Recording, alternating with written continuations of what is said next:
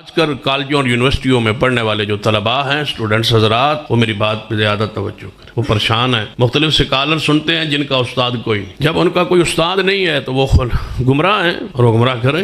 سن لیجئے، سب سے پہلے بات، جس سکالر کو آپ سننا چاہیں سنیں. ہم روکتے نہیں ہیں، ٹوکتے نہیں ہیں، لیکن سننے سے پہلے یہ سمجھ لیں کہ اس بندے کا، اس سکالر کا نظریہ کیا ہے، اس کی بنیاد کیا ہے، اس کا استاد کون ہے، یہ کہاں سے آیا ہے، اس کی سند کیا ہے. دین سند کا نام ہے. وہ اپنے استاد کو بیان کرے کہ میں نے فلاں سے یہ حدیث پڑھی. کتابوں سے علم نہیں آتا، استاد سے علم آتا ہے. کتاب معاون ہوتی ہے، اصل علم استاد دیتا ہے. لہذا استاد کا جو پڑھا ہوا حدیث پڑھا ہوا عالم ہے، وہ بیٹھے اسے پڑھے، اس کو سنیں. جس کا استاد ہی نہیں ہے، جس نے پڑھا ہی نہیں ہے، جس نے سنی سنائی ترجمے والی کتابیں کھول کے دیکھ کے سپیکنگ اس کی پاور ہے، بولنے کا ملکہ ہے، صلاحیت ہے، وہ بول رہا ہے اور آپ سن رہے ہیں، اور اس پر آپ مسلک اور منہج اور عقیدہ بنا کے بیٹھ گئے ہیں، جس کی اپنی کوئی حیثیت نہیں ہے، جو خود گمراہ ہے، وہ تمہیں کیسے ہدایت پر. یہ ایک سوال کیا ہے مفتی صاحب، یوتھ کلب والوں کے متعلق آپ کا کیا موقف ہے؟ کیا انہیں سننا چاہیے؟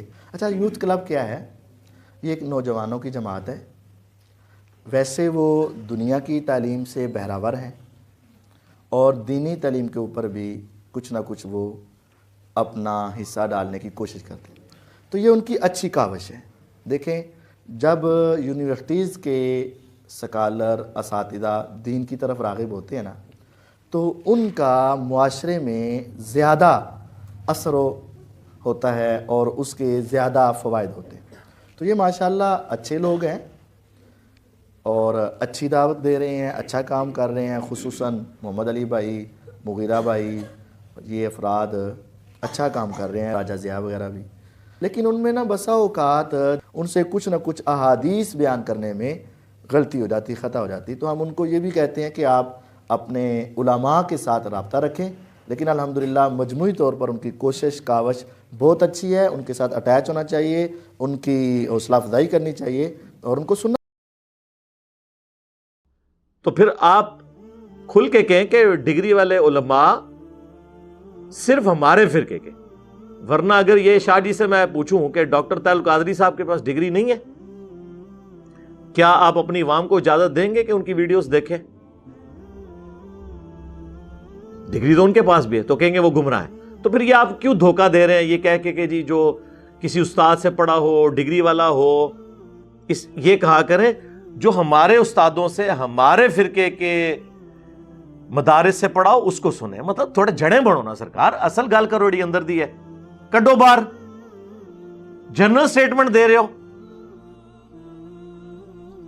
اور وہ کہہ رہے ہیں جی اسٹوڈنٹس جو ہے نا کالج یونیورسٹیز کے پریشان ہیں. سرکار وہ اس وجہ سے نہیں پریشان کہ وہ انجینئر صاحب کو سن رہے ہیں، وہ اس وجہ سے پریشان ہے کہ انجینئر صاحب کو سننے کے بعد تو سارے فراڈ یہ نکلے. تو اب یہ ہمارے بزرگوں نے، ہمارے آباء و اجداد نے ہمارے ساتھ فراڈ کیوں کیا ہے؟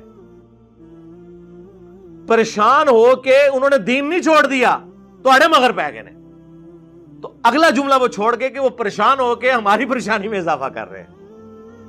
وہ پریشان ہو، یہ دین کی وجہ سے پریشان نہیں ہے. وہ کہہ رہے ہیں یار اتنا بڑا دھوکہ دیا انہوں نے مکے اور مدینے کے نام پہ سواریاں سوار کر کے گاڑی میں آواز لگائی مکہ مدینہ، اور جا کے انڈیا کے 2 شہر دیوبند اور بریلی میں جا کے پھینک دی. اہل حدیث میں اور شیعہ میں لا کے گاڑیاں کھڑی کر دی. اب لوگ پوچھ رہے ہیں بھی اللہ کے نبی علیہ السلام کی تعلیمات کہاں ہیں؟ اب وہ ہیں کتابوں میں. اور ڈگریوں کی کیا اوقات ہے کہ عام اہل حدیث بھی کہتا ہے کہ دیوبند، بریلوی اور شیعہ کے بڑے بڑے علماء یہ گمراہ ہیں. یعنی ایک عام اہل حدیث جس کے پاس ڈگری نہیں ہے وہ اپنے آپ کو دوسرے مکاتب فکر کے علماء سے بڑا عالم سمجھتا ہے. اور صرف ادھر نہیں ہے، ایک عام بریلوی مولانا طارق جمیل کو یا توصیف الرحمان راشدی صاحب کو، یعنی دیوبند کو، اہل حدیث کے علماء کو بھی گمراہ سمجھتا ہے. ایک عام دیوبندی بھی ڈاکٹر طاہر القادری صاحب کو گمراہ سمجھتا ہے کیونکہ ان کے فرقے کے نہیں ہے. تو ایک فرقے کا عام آدمی دوسرے فرقے کے علماء کو بھی جب جاہل سمجھے اور گمراہ سمجھے تو اس کا مطلب ہے کہ ہر فرقے کا بندہ اپنے آپ کو سب سے بڑا عالم دین سمجھتا ہے. تو ٹھیک ہے، پھر ہمیں بھی یار مطلب پچ تو نہ کھودیں. ہماری باری آئی تو آپ پچ کھود رہے ہیں، ہمیں بھی اجازت دینا کہ ہم بھی اپنا موقف عوام الناس کے سامنے رکھتے ہیں. اب ان کو پتا ہے کہ عوام الناس کے سامنے جو انجینئر صاحب نے باتیں رکھی ہیں کہ دین کتابوں میں ہے، بابوں میں نہیں ہے، اور صرف ان بابوں کو مانو جو کتابوں کو مانتے ہیں، کیونکہ بابوں نے عزت کتابوں کے نام پہ ویل کی تھی، جو بابا کتاب کا دشمن ہو جائے اس کی عزت بھی ختم۔ یعنی علماء کی ہم عزت کیوں کرتے ہیں؟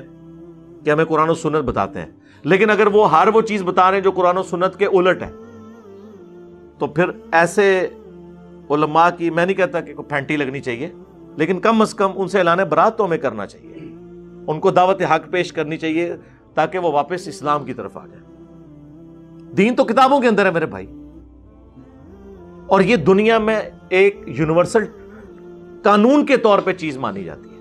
اگر ایک انگلش کا پروفیسر کہے کہ جی آج کے بعد بٹ کے سپیلنگ BAT بٹ ہے، تو اس کے کرنے سے ہو جائیں گے؟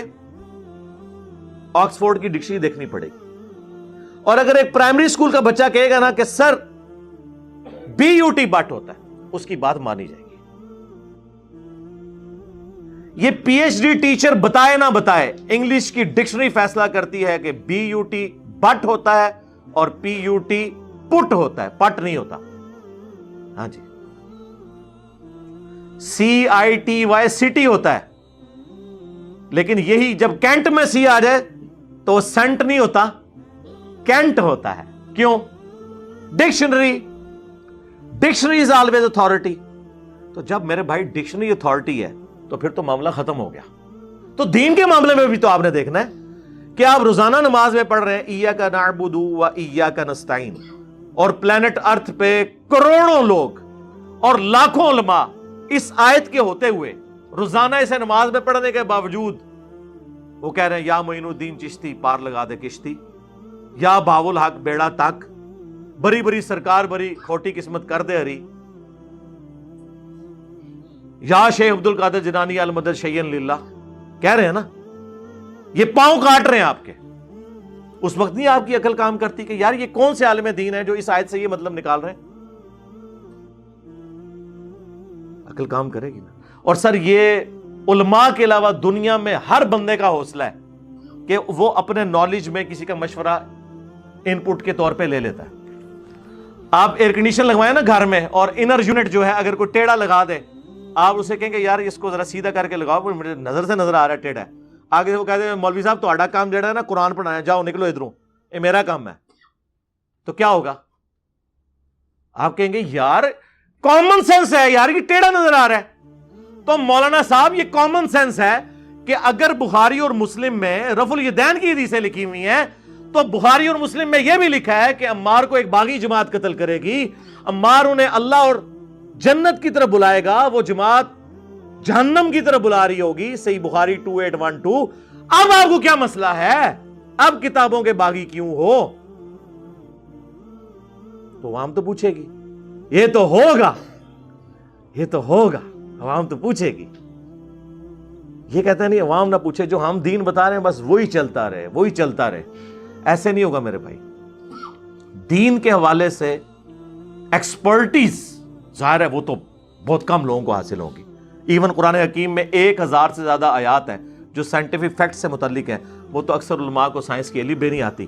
اب ہم انہیں یہ کہیں گے کہ آپ 1000 آیات کی تشریح نہ بیان کرو، وہ کیا کریں گے؟ اس کو دیکھیں گے، اس پہ سائنٹیفک فیکٹس دیکھیں گے، اپنی رائے دیں گے۔ کبھی کوئی سائنٹسٹ نہیں کہے گا کہ سر یہ تو ہماری ایکسپرٹیز تھی، آپ آگے ہم سے ڈگری لیں، پھر آپ جو ہے نا وہ یہ بات کریں کہ سورج گرہن اور چاند گرہن کیوں لگتا ہے۔ نہیں، وہ کہیں گے ٹھیک ہے آپ ہمارے نالج سے فائدہ اٹھائیں۔ دنیاوی ٹیچر کو آپ بھرے مجمع میں غلطی نکال دینا کہ سر کتاب میں یہ لکھا ہوا ہے اور آپ نے بلیک بورڈ پہ یا وائٹ بورڈ پہ غلط لکھا ہے، وہ کہے گا بیٹا تھینک یو۔ مولوی کیا کہے گا؟ پھینک دیو، چوک کے باہر چھوڑ دو۔ جائیں آپ کسی عالم کو اس کے عقیدے کے خلاف آیت اور حدیث پیش کریں، کتے کی طرح نہ پڑھانا، آگے سے مجھے پکڑ لیجئے گا، الا ماشاء اللہ۔ کیوں؟ یہ غدار ہے اپنی کتاب۔ تو جو اپنی کتابوں کے غدار ہیں سر، وہ ہم سے عزت نہیں ویل کر سکتے۔ جو قرآن اور سنت کے ساتھ غداری کرے گا اس کا کوئی احترام نہیں ہے، کیونکہ اس کی عزت ہی اس وجہ سے تھی۔ جب آپ کو غدار بنا کے نکالا جائے اور یہ تعلیم دینے کے لیے کہ آپ نے قرآن و سنت ڈائریکٹ نہیں پڑھنا، آپ گمراہ ہو جاؤ گے۔ یہ باتیں تو کل تک بریلوی، دیوبندی اور شیعہ کیا کرتے تھے، آج اہل حدیث بھی یہ باتیں کر رہے ہیں۔ تو اللہ کا شکر ہے میں اپنی زندگی میں یہ بات منوانے میں کامیاب ہو گیا ہوں کہ باقی فرقوں کی طرح اہل حدیث بھی ایک فرقہ ہے. جب وہ فرقہ ہے تو فرقہ جو ہے نا پھر وہ اپنے بزرگوں کی تعلیمات سے ہٹنے نہیں دیتا. تو اب اہل حدیثوں کو سمجھ آ جائے گی کہ حنفی کیوں قرآن و سنت کے مقابلے پہ اپنے بزرگوں کے اقوال کو لے کے چلتے ہیں. آپ بھی تو یہی کچھ کر رہے ہیں, کام تو آپ نے بھی وہی ڈالا ہوا ہے, اور باتیں ہمیں کرتے ہیں. جی اگر انجینئر صاحب اتنے ہی ٹھیک ہیں تو سارے علماء ان کے کیوں خلاف ہیں؟ سر اس پلانٹ ارتھ پہ میں واحد بندہ ہوں کہ تمام مکاتب فکر میرے ساتھ کھڑے ہیں. آپ حیران ہو رہے ہوں گے کیسے؟ جی جب میں رفع الیدین پہ بات کرتا ہوں تو دنیا کا ہر اہل حدیث میری سپورٹ میں ہے کہ نہیں کہ یہ ٹھیک بات کر رہا ہے؟ وہ یہ تو نہیں کہتا کہ انجینئر صاحب نے رفع الیدین کے اوپر زور دیا, آندھا سے میں رفع الیدین ہی چھوڑتا ہوں. کوئی دیوبندی بریلوی کہ چکے انجینئر صاحب نے اب پگڑی باندھ لی ہے لہذا آج کے بعد ہم نے پگڑی ہی نہیں پہننی. ایسے ہوتا ہے؟ تو رفع الیدین کے مسئلے میں ہر اہل حدیث میرے ساتھ, پگڑی کے مسئلے میں ہر دیوبندی بریلوی میرے ساتھ ہے نا, اور آل امیہ کو ننگا کرنے کے مسئلے میں سارے شیعہ میرے ساتھ. اور دنیا میں کون سا ایسا مبلغ ہے جس کے ساتھ سارے کھڑے ہوئے ہوں؟ لیکن اس کا ایک دوسرا رخ بھی ہے, وہ بھی ہے کہ سارے خلاف بھی ہیں. لیکن ان مسئلوں میں جن مسئلوں میں ان کے مفادات پہ زد پڑتی ہے, یا ایک جملہ جو میں یوز نہیں کرنا چاہتا کہ ان کے دم پہ پاؤں آتا ہے. ہاں ہمارے ہر نظریے سے دنیا میں کسی نہ کسی شخص کے مفادات پہ زر پڑتی ہے تو کسی شخص کے گلے میں ہار جاتا ہے. ہاں آل امیہ کو کنڈیم کروں تو شیعہ کے گلے میں ہار, اور کس کی دم پہ پاؤں؟ آل امیہ کے جو ماننے والے ہیں, ریال خور ہیں, ان کی دم پہ پاؤں. رفع الیدین پہ بات کروں تو اہل حدیث کے گلے میں ہار, اور حنفی دیوبندی اور حنفی بریلویوں کے دم پہ پاؤں. اب یہ دم یعنی آپ فزیکلی دم نہ مطلب سمجھیے گا, محاورتاً بات ہو رہی ہے. یہ لوگ تو میری باتیں بھی پکڑنے شروع کر دیتے ہیں کہ دم پہ پاؤں بول دیا, تو وہ میں یہ بات کر رہا ہوں. تو دنیا میں اللہ کا شکر ہے کہ تمام لوگ ساتھ بھی ہیں. اس پلانٹ ارتھ پہ کوئی ایک مبلغ بتائیں جو یہ کہتا ہو کہ سارے فرقوں سے اختلاف کے باوجود یہ سب ہمارے بھائی ہیں, سارے مسلمان ہیں, ان کے پیچھے نمازیں پڑھیں, ان کی مساجد میں جائیں, انہیں چندے دیں, لیکن مجھے کچھ نہ دیں, میرے حصے کے بھی ان کو دیں. بتائیں, یہ واحد پلیٹ فارم ہے جو کہتا ہے دنیا کے ہر بندے کو سنو, اس کے بعد ہمیں سن کے فیصلہ کرو کون صحیح بات کر رہا ہے. جبکہ ہمارے مخالف کیا کہہ رہے ہیں؟ وہ کہہ رہے ہیں ساروں کو سن لو, انجینئر صاحب کو نہیں سننا. اگلے دن بھی ایک بھائی لائیو سٹوری اپنی سنا رہے تھے. لائیو سٹوری ضرور شاہد اور بلال کے چینل کے اوپر وہ پوری دنیا سے لوگ شیئر کر رہے ہیں. تو وہ کہہ رہے تھے کہ علی بھائی نے وہ سارے رولز فیل کر دیے جو لوگوں کی ڈیمانڈ تھی نا, کہ جی آپ کو کوئی ہیوی بجٹ چاہیے ہوتا ہے, کوئی بہت زیادہ ورکرز چاہیے ہوتے ہیں, بہت زیادہ آپ کو سپورٹ چاہیے ہوتی ہے. علی بھائی ایک ایسا بندہ کہ سارے فرقے اس کے خلاف, سارے مولوی اس کے خلاف, اور چندہ بھی نہیں لیتا, وہ اپنی جیب سے لگاتا ہے. ایک کیمرہ لگا کے اس نے پوری دنیا کو تل پٹ کر کے رکھ دیا ہے. یہ اس بات کا ثبوت ہے کہ جب اللہ کی نصرت آتی ہے تو سچائی کے آگے کوئی بند نہیں باندھ سکتا, اور یہ اللہ کی سنت ہمیشہ ہی ہے. آپ دیکھیں نبی علیہ السلام اس طبقے میں پیدا ہوئے جنہیں امی کہا جاتا تھا. اس زمانے میں عروج پہ تھا فلسفہ. یونان میں تو نہیں اللہ کے نبی تشریف لائے. اللہ نے اپنے آپ کو منوانے کے لیے نا جگہ وہ چوز کرنی ہوتی ہے جہاں کسی کا وہم و گمان نہ ہو کہ یہ تو ہو ہی نہیں سکتا. اللہ کہتا ہے اچھا نہیں ہو سکتا, ہوں میں دساں گا کہ طاقت میری ہوندی ہے کہ میں عرب کے بدوؤں کو جو کئی ہفتے جو ہے وہ رومنز اور پرشینز کے باہر کھڑے رہتے تھے یوں غلام بن کے کہ ہمیں وہ ملاقات اور ہاتھ ملانے کا موقع دے دے, ان عرب کے بدوؤں کو میں رومنز اور پرشینز کے اوپر سوار کروں گا, اور قادسیہ اور یرموک میں گھٹنے ٹیکیں گے مسلمانوں کے سامنے. اگر رومن امپائر میں کوئی پیغمبر آتا تو کوئی کمال نہ ہوتا, وہ تو آلریڈی 2/3 ورلڈ کے اوپر حکومت کر ہی رہے تھے. تو یہ اللہ کی سنت ہے. اسی طریقے سے آج کے دور میں بھی اللہ تعالیٰ نے الحمدللہ اپنے نبی صلی اللہ علیہ وآلہ وسلم کی مبارک دعوت کو ایک ایسے شخص کے ذریعے ایک ایسے پلیٹ فارم سے اٹھایا جس کے پیچھے کوئی سپورٹ نہیں تھی, اور الٹا سارے مسلمان بھی خلاف, غیر مسلم تو ہوں گے ہی, مسلمان بھی خلاف.